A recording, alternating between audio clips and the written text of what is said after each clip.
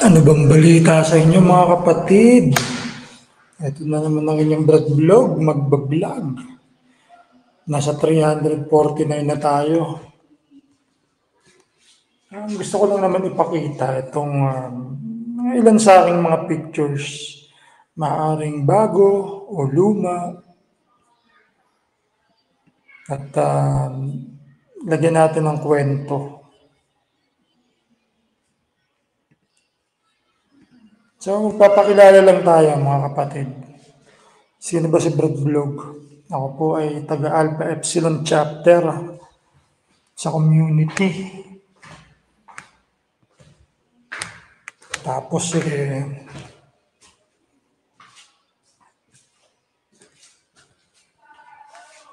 galing tayo sa community chapter ng Pandacan, Manila. Tapos ang organizer sila Dodong Diamond, Jason Ripalda, Eric Candelario, tapos yung mga ibang taga-Iris, sila Tony Bungo, nandun, at marami pang iba. So ating umpisahan, nasan ba ako ngayon? Dito ako sa Baguio. Pangalawang balik ko na to mula nung umuwi ako noong April 10. Tapos nagpunta kami nila Brad Shiba noong April 19. Ngayon ito ako ulit.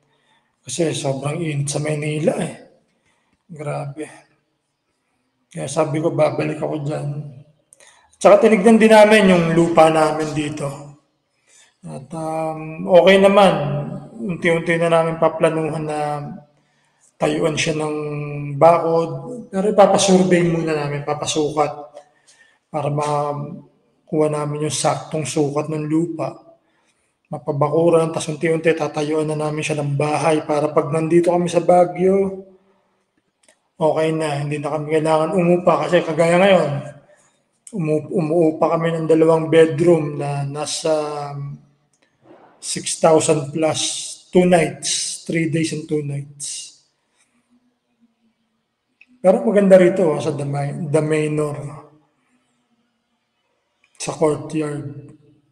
So anyway, ito, ayan, nasa ako, sa Cubao, Solid North. Tapos ito naman, nung Sabado, nandun na ako kala Brad Shiba sa Taguig, mga kapatid. Nasa Taguig tayo kala Brad Shiba. Nagkita kami nila J. Martin. At nag-record si Brad J. Martin. Ako nagpapanggap lang ako na nagre-record. Habang nag-iossi sila sa labas, nag-picture-picture ako. Ayan, Dr. J. Martin. Ka-chapter ko yan. Pero ang community nila ay sa Intramuros at saka sa General Trias. Pero same na rin, siyempre.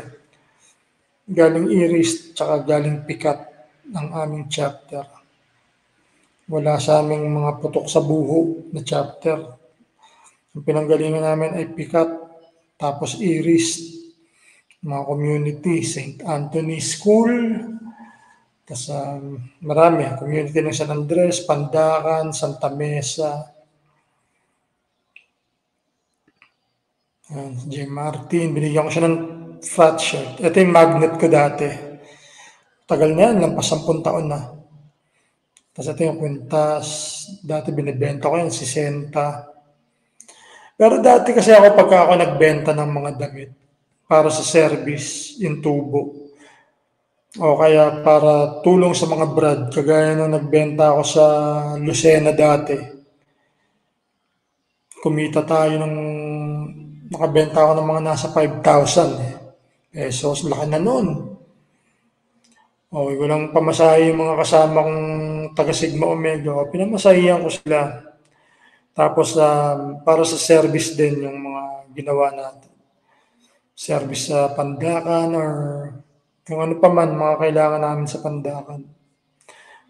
Tapos ito yung mga pin. Sayang, kinalawang na. Sayang, ganda pa naman. Mga past 10 years na yan. Yan ang unang double seal ng SRB at APO, COE pa.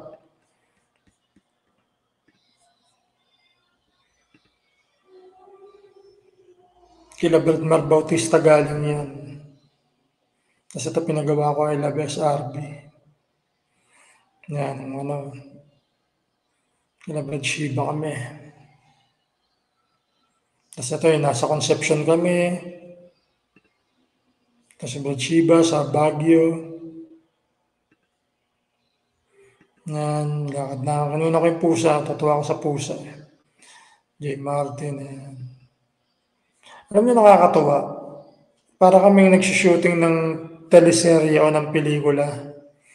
Dami nanonood sa amin, mga bata. Nakakatuwa sa Concepcion talagang asikaso kami. Yan si Jacket, ang aking asawa. Yan sila. Sobrang tindi ng asikaso nila sa amin. Sabi nga ni Brad Shiba, gusto niyang bumalik sa Concepcion. Ewan ko kung para mag-visiting o para gumawa ng music video. Kasi napaka-solid nila dyan sa Concepcion. Ayan, nagkakain. Ito yung sa park, sa Concepcion. So, halo-halo na siya. Ayan yung picture ko. Ayan yung beautification project. Kaso yung mga palaruan hindi pa naayos. Pero next na yan. So, binu-beautify siya. Ayan yung mga, kita niyo naman yung mga bulaklak, di ba?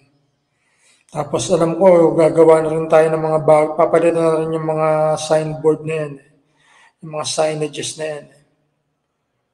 Ayan, doon kami sa tinuluyan namin. Ayan.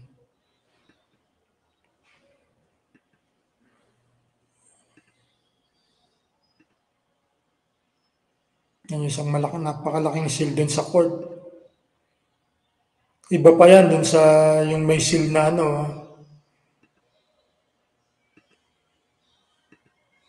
iba pa yan dyan. Ibang court to. So, ganoon sila kasolido. So, okay mga kapatid, yan muna tayo ngayon. Sa susunod ulit, hanap tayo ng mabablog. Sinusubukan ko lang kung gaano kalakas ang Wi-Fi dito sa tinutuloy namin at malakas. Andito ako sa labas ng Pero ayan, ang lakas full punong-puno ang aking nako-cover ng Wi-Fi niya kahit nasa labas ako. Yung signal. Okay po mga kapatid, ito ang inyong vlog. Hanap tayo ng isang ng mga mabablog habang dito tayo sa Baguio at nagre-relax.